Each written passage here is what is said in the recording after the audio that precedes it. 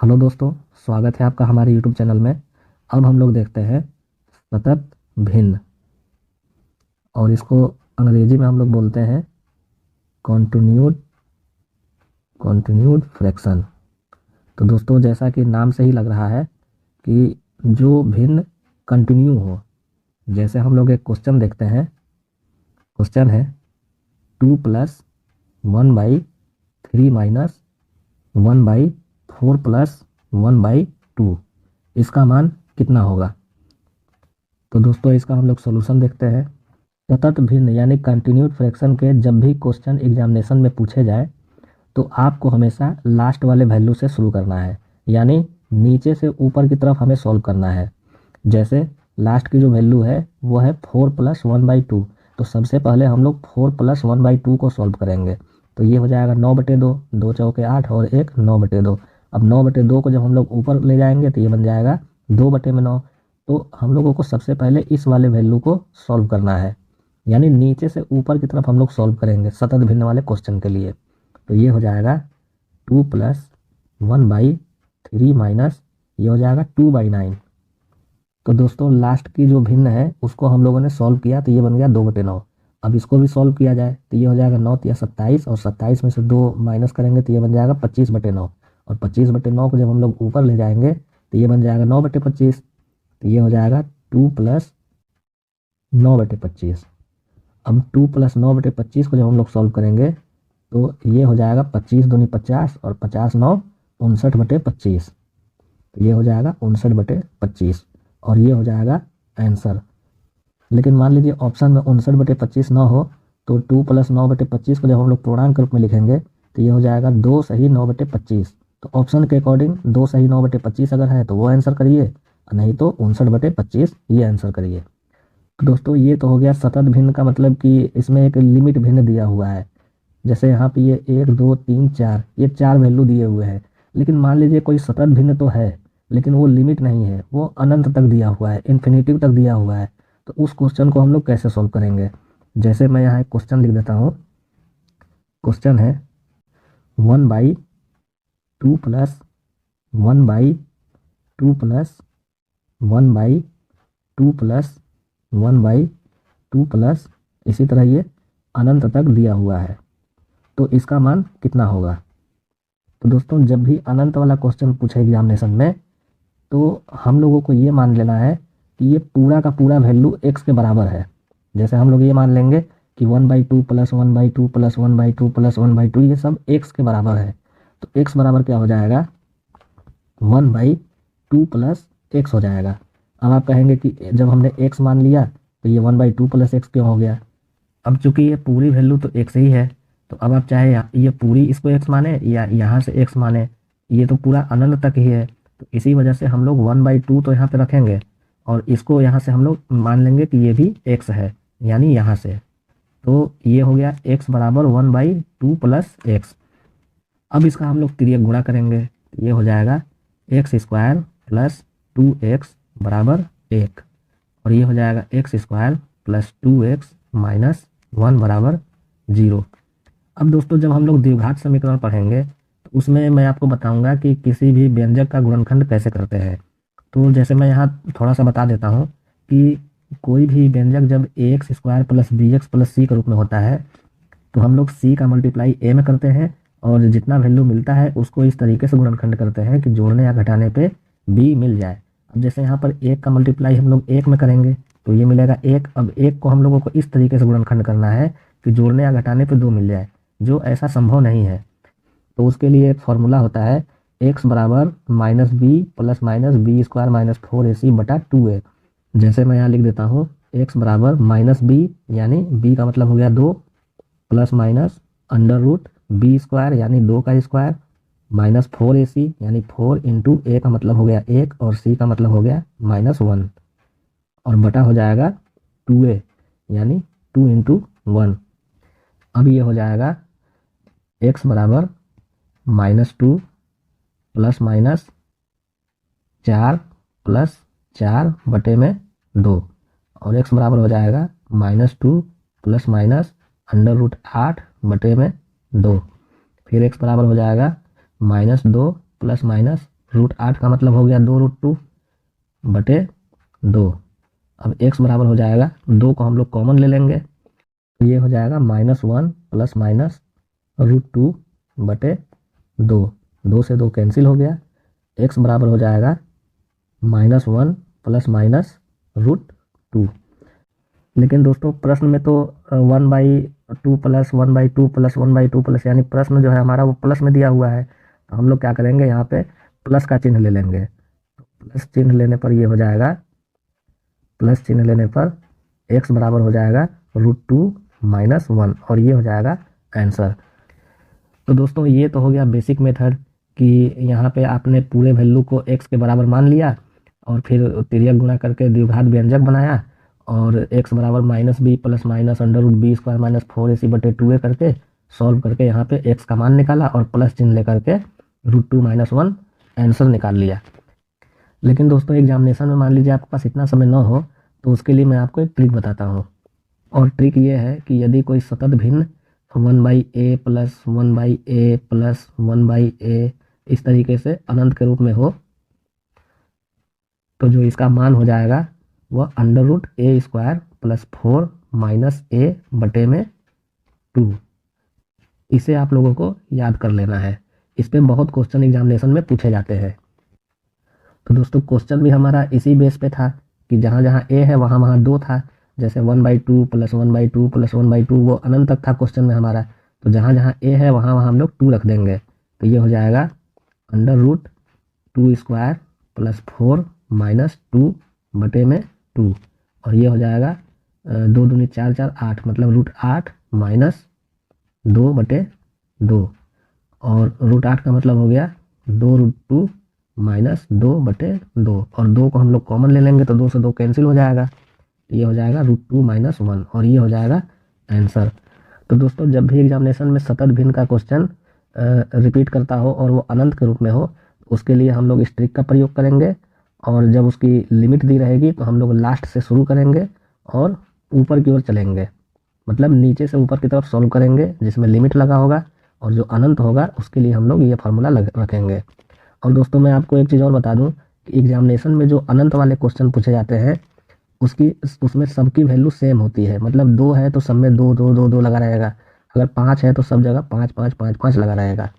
अब आपके मन में एक सवाल और आ रहा होगा कि प्लस की जगह माइनस लगा रहेगा तो क्या होगा, तो जब प्लस की जगह माइनस लगा रहेगा तो यहाँ पे माइनस हो जाता है, लेकिन दोस्तों माइनस वाला क्वेश्चन एग्जामिनेशन में पूछता ही नहीं है। इसीलिए एग्जामिनेशन करेक्ट करने का मतलब क्या होता है कि आपको क्या पढ़ना है और क्या छोड़ना है, तो जो चीज़ मैं आपको बता रहा हूँ केवल उतना ही पर फोकस करिए, कभी कभी कम जानना ही सही होता है। जैसे एक क्वेश्चन हम लोग और देखते हैं और क्वेश्चन है 1/3 प्लस 1/3 प्लस 1/3 प्लस 1/3 प्लस ये अनंत तक है, इसका मान कितना होगा। तो अभी मैंने आपको क्या बताया, √a² प्लस 4 -a/2, तो इसको हम लोग करेंगे √a² प्लस 4 -a/2, यानी जहाँ जहाँ a है वहाँ वहाँ हम लोग 3 रख देंगे तो ये हो जाएगा 3² प्लस 4 -3/2, तो ये हो जाएगा 3 3 9 9 4 13 मतलब √13 - 3/2 और ये हो गया आंसर। तो दोस्तों अगर आपको ट्रिक पता रहेगा तो आप एक लाइन में इसका आंसर निकाल लेंगे, अगर नहीं पता रहेगा तो पूरे को पहले आप x मानेंगे, यानी इसको आप x बराबर 1/3 प्लस x करेंगे, फिर 3 गुणा करके उसको द्विघात व्यंजक बनाएंगे और अगर वो व्यंजक का गुणनखंड अगर हो गया तो जोड़ने घटाने पर जो वैल्यू आएगी उतने के बराबर करेंगे, और नहीं तो -b plus minus √b² - 4ac वाला फार्मूला लगा करके इसकी वैल्यू निकालेंगे। और ट्रिक अगर आपको पता रहेगा तो आप इसका आंसर एक लाइन में निकाल देंगे। और दोस्तों मैं आपको दोबारा बता दूं कि एग्जामिनेशन में जब भी क्वेश्चन पूछे जाते हैं तो ज़्यादातर प्लस वाले क्वेश्चन पे ही आधारित होते हैं। अब दोस्तों इतना अगर समझ में आ गया हो, अब हम लोग देखते हैं अज्ञात राशि निकालना। जैसे मैं यहाँ लिख देता हूँ अज्ञात राशि निकालना। तो दोस्तों अज्ञात राशि निकालने के लिए भी एग्जामिनेशन में बहुत क्वेश्चन पूछे जाते हैं। जैसे मैं एक क्वेश्चन लेता हूँ, क्वेश्चन है a plus 1/b plus 1/c plus 1/d बराबर 39/29 हो तो a b c d का मान ज्ञात कीजिए। तो दोस्तों इसका हम लोग सोल्यूशन देखते हैं। अब दोस्तों जो मैंने आपको सबसे पहला क्वेश्चन बताया था, जैसे मैं यहाँ बताता हूँ, जैसे ये था 2 + 1/3 - 1/4 + 1/2, ये जो क्वेश्चन था। तो अब यहाँ पर क्या है कि a + 1/b - 1/c + 1/d, यानी अब यहाँ अच्छा इसका जो हम लोगों ने आंसर निकाला था वो 59/25 आया। तो अब जो मैं आपको बता रहा हूँ अज्ञात राशि निकालने में, तो यहाँ सब जगह a b c d हो गया है और ये बराबर यहाँ निकालना था, और क्वेश्चन में हमको पता है कि 39/29 दिया हुआ है। अब हमको ये बताना है कि यहाँ पर ए बी सी डी की वैल्यू कितनी आएगी। आप यहाँ देख सकते हैं क्वेश्चन में, यहाँ पे ऊपर वाले क्वेश्चन में क्या था कि यहाँ पे सब वैल्यू हमको पता था, यानी ए बी सी डी की जगह क्या क्या वैल्यू दिया हुआ था वो पता था, और बराबर में कितना आएगा, वैल्यू उसका कितना आएगा वो निकालना था। अब इसमें क्या है कि वैल्यू हमको दिया हुआ है और ए बी सी डी का मान निकालना है। तो उसमें हम लोग क्या किए थे, लास्ट से शुरू किए थे, यानी नीचे से ऊपर की तरफ हम लोग सॉल्व किए थे, तो ये राइट हैंड साइड वाली वैल्यू प्राप्त हो गई थी। लेकिन इस टाइप के क्वेश्चन जब भी एग्जामिनेशन में पूछे तो जो राइट हैंड साइड में जो वैल्यू हमको प्राप्त हो रही है, आप वहाँ से सॉल्व करना शुरू करिए। जैसे हम लोग 39/29 को हम लोग 1 + 10/29 लिख सकते हैं। तो इसमें ये जो एक मिला, ये लास्ट की वैल्यू डी की नहीं मिली, ये ए की वैल्यू मिली, क्योंकि जब हमको वैल्यू पता रहेगा तो हम लोग नीचे से ऊपर की तरफ सॉल्व करेंगे तो ये हमको मिलेगा। तो जब हम लोग सॉल्व करेंगे तो अब वैल्यू ऊपर से नीचे हमको प्राप्त होगी। ये आपको लॉजिक लगाना है। तो ये जब 39/29 को जब हम लोग 1 + 10/29 लिखेंगे तो ये ऊपर से नीचे की तरफ प्राप्त होगी, यानी ये जो 1 मिला ये डी की वैल्यू नहीं मिली, ये ए की वैल्यू मिली। तो ए बराबर कितना हो गया, 1। अब 10/29 को हम लोग करेंगे 29/10, तो ये हो गया 29/10। अब 29/10 को हम लोग 2 + 9/10 लिखेंगे, तो ये बी की वैल्यू मिल गई 2। अब 9/10 को हम लोग लिखेंगे 10/9, तो ये मिला 1 + 1/9, तो यहाँ पे सी की वैल्यू हो गई 1। उसी तरह 1/9 को हम लोग 9/1 लिखेंगे, तो 9/1 का मतलब हो गया 9, और ये हो जाएगी डी की वैल्यू, यानी डी बराबर हो गया 9। तो दोस्तों आपको इसमें एक ही चीज़ ध्यान रखना है कि जैसे यहाँ पे ये 4 वैल्यू दिया हुआ है ए बी सी डी, तो हम लोगों को यहाँ 4 बार सॉल्व करना है। तो जब हम लोग 39/29 को पूर्णांक के रूप में लिखेंगे तो जो पहली वैल्यू मिलेगी वो ए की वैल्यू मिलेगी। अब हम लोग बी के लिए जब आगे बढ़ेंगे तो 10/29 को हम लोग 29/10 लिखेंगे, और इसको जब पूर्णांक के रूप में लिखेंगे तो यहाँ पे जो 2 मिलेगा ये बी की वैल्यू मिलेगी। अब हम लोग 9/10 को फिर पलट देंगे तो 10/9 हो गया, और 10/9 को जब हम लोग पूर्णांक के रूप में लिखेंगे तो ये जो 1 मिला ये सी की वैल्यू मिली, और चौथा और अंतिम है डी। अब 1/9 को जब हम लोग यहाँ पलटेंगे तो ये हो जाएगा 9/1, और 9/1 तो अपने आप में खुद 9 है, तो डी की जो वैल्यू मिलेगी वो 9 मिल जाएगी। जैसे हम लोग एक क्वेश्चन और देखते हैं, अभी आपका कन्फ्यूजन दूर हो जाएगा। जैसे क्वेश्चन है a + 1/b + 1/c बराबर 43/24 हो तो a b c का मान कितना होगा। दोस्तों इस क्वेश्चन को आप सॉल्व करिए, आपका कन्फ्यूजन दूर हो जाएगा।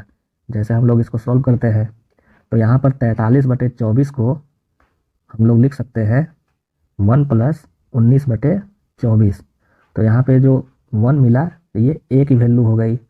अब दोस्तों मैं आपको फिर एक बार बता दूं कि यहाँ पे चूँकि ए बी सी 3 टर्म है, तो हम लोग इसको 3 बार पूर्णांक के रूप में लिखेंगे, और चूँकि ऊपर वाले क्वेश्चन में 4 वैल्यू था ए बी सी डी, तो हम लोग यहाँ 4 बार पूर्णांक के रूप में लिखे थे, यहाँ हम लोग 3 बार पूर्णांक के रूप में लिखेंगे।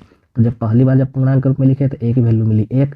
अब हम लोग क्या करेंगे, 19/24 को पलट देंगे तो ये हो जाएगा 24/19, और 24/19 को हम लोग लिख सकते हैं 1 + 5/19, तो जो बी की वैल्यू मिली वो 1 मिली। अब 5/19 को हम लोग 19/5 लिख सकते हैं। अब दोस्तों यहाँ पे 3 बार पूर्णांक के रूप में करना है, तो तीसरा जो वैल्यू मिला वो 19/5 मिला, लेकिन ऊपर वाले क्वेश्चन में यहाँ पे 1/9 मिला था, और 1/9 को जब हम लोग 9/1 किए थे तो ये अपने आप में 9 बन गया था, और वही हमारी डी की वैल्यू हो गई थी।